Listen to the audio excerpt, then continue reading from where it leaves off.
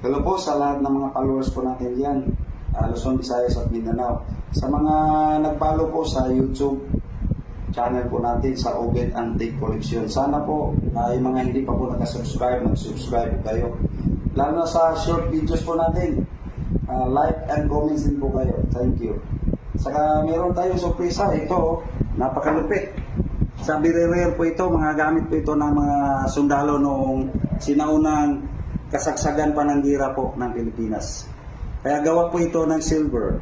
Kaya ang pangalan nito, Reed and Barton Silver Soldered 3000. Dito po yung pangalan niya naka-ukit, kaso hindi na ganong klarado kasi napakalit masyado.